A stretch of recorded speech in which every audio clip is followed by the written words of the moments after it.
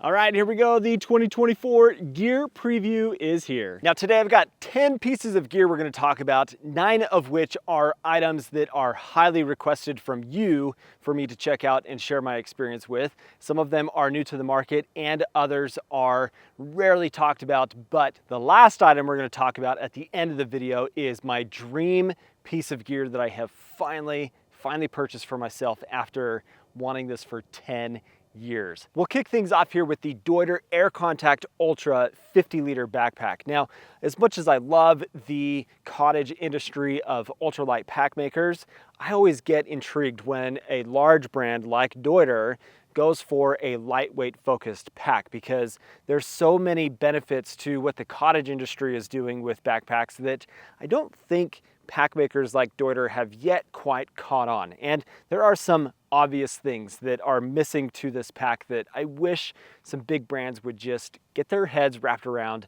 and put on their backpacks. But this is a $250 backpack, comes in at just over 1,300 grams of weight.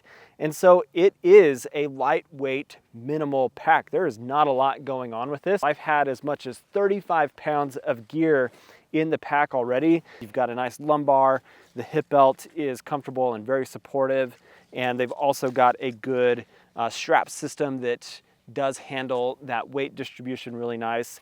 The shoulder straps are pretty good. There is a way to adjust the length of them with a little carabiner in here, so in a way a torso adjustment, but it's not a great torso adjustment. But it is a traditional style of pack. It is framed, but a minimal frame, so you're not going to be able to carry 50, 60 pounds of weight in a large pack like this. But the thing that sticks out to me the most that I just desire large brands to fix is make your side pockets accessible.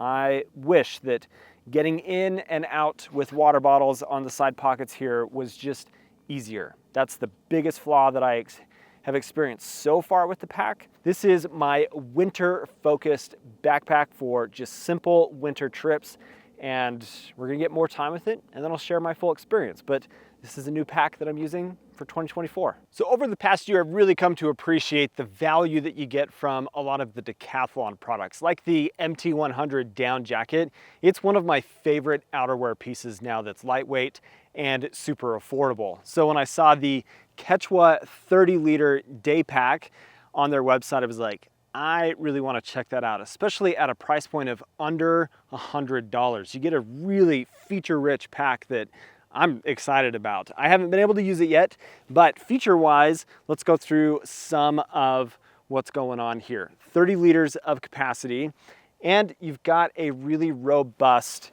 back panel suspension system here with a full sewn-in hip belt that's very padded, hip belt pockets that are stretchy, that are gonna fit pretty much any size phone that you can imagine, and robust, comfortable, nice padded shoulder straps.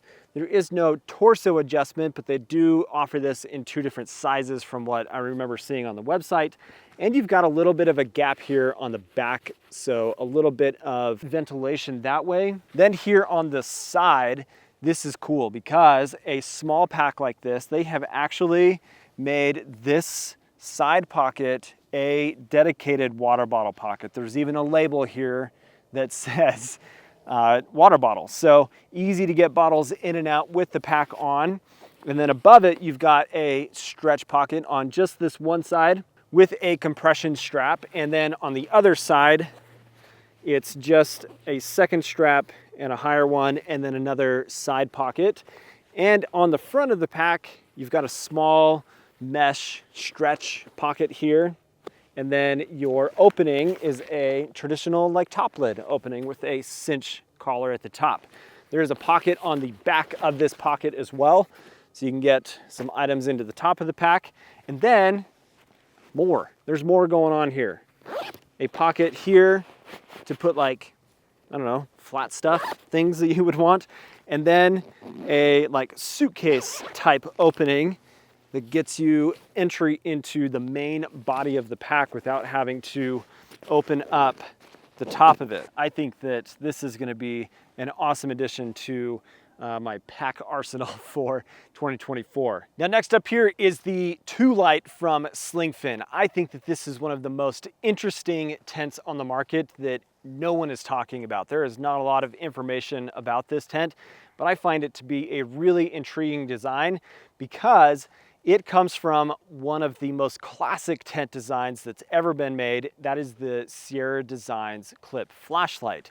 My understanding is the guy that designed the clip flashlight from Sierra Designs designed this tent. And so you'll see those similarities, but I love the geometry of this tent. I love the footprint. I love the features that you get from it. You've got 2 doors, 2 vestibules. You've got a pretty low profile design, and it's also fairly lightweight. It's semi-freestanding, but it does have a lot of good structure to it. My one concern is if I found myself in really heavy rains, this pretty lightweight nylon fabric is gonna stretch and sag. I don't know that for sure yet, but you do have some pretty large panels that, depending on how this is pitched, it could catch the wind, but I need to just get out into the field and get some experience with it. The tent is double walled and plenty big for 2 people to use this tent, and big peak height, a lot of living space inside of the tent, but also still a fairly low profile design. For 1 person, as a solo shelter, it's gonna be a palace, and I'm excited. That's the 2Light from Slingfin. With the 2Light having a pretty hefty price tag, this year I really want to focus on checking out some budget-minded tents and to see what high quality options are out there that are not going to break the bank for people. So I've been impressed with the Featherstone products so far and was like, I want to check out their 1-person Obsidian. So this is the Obsidian 1P from Featherstone, but you've got a nice peak vent here. You've got a full coverage rainfly. It's a semi-freestanding tent, but the pole structure has some cool things that these arms of the poles come out and make it so that you get some pretty vertical walls in here. It's a single door on the one side, and on the inside of the tent is where I would change one thing. Because down in here, there's no zipper for you to access all of this space that's essentially a big vestibule on that side. There would be so much benefit from having access to getting gear and stuff that you don't need really good access to, but you want it out of the way. Since this is a 1-person tent, if they made that available, that would be really nice. But it is double walled. It is fairly lightweight for a 1-person tent, but the biggest benefit is this thing is right at about $100 or so. Now the next 2 items here are 2 of the most requested pieces of gear for me to check out when you guys have left comments on other videos. We're gonna talk about a sleeping bag first, which is the Feathered Friends Swallow 20-degree rated down sleeping bag. Now, if you follow the channel, you know that one of my absolute favorite sleeping bags of all time is the Western Mountaineering Ultralight 20-degree rated bag. And I get so many comments when I talk about that sleeping bag that, hey, you've got to check out Feathered Friends. So I reached out to them and they were kind enough to allow me to check out a sample of the Swallow sleeping bag, which is very similar, honestly, to that Western Mountaineering bag. So I'm really, really excited about using this and comparing it to that experience. They are both premium price points when it comes to a sleeping bag, but 950 fill power inside of here. It is lightweight. It's got continuous baffles, so I've got the ability to move down and shift it around as I would like. A trapezoidal foot box, so plenty of space for my feet to lay in a anatomically correct position. 3D, they say 3D type of shape for the hood of this, and it's got a little bit more shoulder girth to it than the Ultralight. It's 60 inches as opposed to 58 or 59 inches, but it's still a very lightweight sleeping bag, and I'm stoked to check this out. Then the second item here that's very highly requested from you guys is the Xped Ultra 7R sleeping pad. This is a cold weather or winter pad. So I'm gonna be getting as much use of this as I can through the next few months where it's the coldest. It's now winter, and so I'm actually gonna take this out on a trip here pretty quick. And for the few nights that I've had on it so far, this is a better sleep experience than I've had with previous X-Ped pads.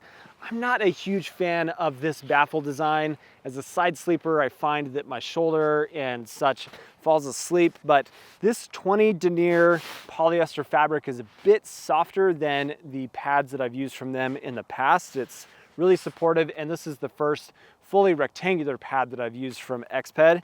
And at a 7.1 R value, it's supposed to be super warm, but I'm gonna get out, put it onto the snow and get some experience with it myself and see how the down insulation inside of here functions, but look forward to getting much more time with it. And after that, I will share my full experience with it as a winter pad through the cold months here. So recently I've been on the search to find the smallest all-in-one cook system that I can find on the market, something smaller than the smallest jet boil option there is. And what I found is the Primus Light. I really like the efficiency of these to boil water super quick and just have an all-in-one system, but the 0.8 liter capacity that you get from Jetboil is still too big for a solo person. So the Light is a half-liter size capacity, and it's got everything that you are familiar with on these all-in-one stove and cooking systems. So you've got your canister stove that attaches to the bottom of your pot, and the pot has that folded metal around it for really good heat exchange. And it attaches on there. Come on. It's lightweight and really efficient. The only real downside to this is the lid just falls off. There's nothing that holds the lid to the pot, but you've also got a pour spout, which is nice. You've got this little handle to wrap your hand around. We'll get some experience with it. We'll get it out into the field more than I've been able to use it so far, and then share my experience with it. But that's the smallest all-in-one system that I've been able to find. So that's the Primus Light. Now I want to talk about a couple of outerwear pieces from the brand Alpaca. These are really exciting and pretty unique from pretty much any other piece of outerwear that I've got for one specific reason. Alpaca uses everything alpaca in their outerwear. It's in their name, right? So what I've got here is the Apu lightweight puffy jacket that has a Paca fill insulation inside of it at a weight of 80 GSM. What that Paca fill is a sheet insulation that's made from alpaca fiber. It is very lightweight for what it is. It is also super, super warm. So this jacket has all of that insulation inside of it, and it is very lofted, it is very warm, and I've had this jacket down to about mid-20s for lowest temps, and at that point I'm a little bit chilly, so having a mid-layer on underneath definitely helps. But the fit of this thing is fantastic. The hood is a really nice fit, and it zips up to come around your face really good, and it's also got Blue Sign certified outer fabrics that are fantastic. You've got a drawstring for the hem around the bottom to help trap all that warm air inside, and you've also got a pocket here on the chest for you to put a phone or whatever, and it's just got all of the features that you want out of a technical, enjoyable, lightweight hoodie. And then this layer here is the Paca Cloud fleece from Paca that is spun with all alpaca fiber, and it is very soft. It is surprisingly warm. They say it's 2 times warmer than other fleeces, and it's got a nice fit, and I just really enjoy how comfortable of a pullover type of fleece that this is without all of the byproducts that come from your standard synthetic fleeces. And so I really enjoy having the option of something that is really focused on sustainability and just giving back as well. If you look at what Paca is doing as a company, they're giving back to empowering women in Peru and providing jobs and good pay, and also creating a really high quality product. So you actually see here on the back, there's this little Inca ID that comes from whoever made this in Peru. It's fantastic. Now we've made it to the final piece of gear to talk about, and it is the most exciting piece of gear for me to share. And unfortunately, I don't even have it with me to share with you guys because it's on order, it's being made right now, and it's not gonna ship for another 4 to 6 weeks. But this is an item that I have wanted for 10 years at this point, and I cannot wait to introduce it to my backpacking and backcountry travel. And that item is a pack raft. Yes, a pack raft. I am so freaking excited to get into pack rafting and add it to my backpacking backcountry travel. There's so many cool opportunities to get onto some bodies of water here in Utah and the surrounding western states that I finally am going to add this as an additional part of how I experience the backcountry. Now, pack rafting is not a super well-known activity or hobby or sport or whatever you want to define it as, but it is something that's really exciting because it allows for like multi-sport opportunities of travel and to backpack into remote places and then inflate your boat, shove all of your gear to the inside of the boat, and then travel across a body of water or on a river. In 2024, I'm bringing pack rafting to my backcountry trips and backpacking, and I'm gonna share those experiences here on the channel. And I'm excited to share that journey because I'm essentially a beginner when it comes to water sport activities. So you're gonna see my struggle of learning the ins and outs of pack rafting, and I'm gonna share that experience with you guys. So let me know down in the comments what your favorite and most anticipated piece of gear is for 24, what you think about the pack rafting aspect, and just want to thank you guys for all of the support for 2023. This has been an incredible year and can't wait for 2024. So thanks for watching. Hope you guys have an awesome day. We'll catch you on the next one. See you later.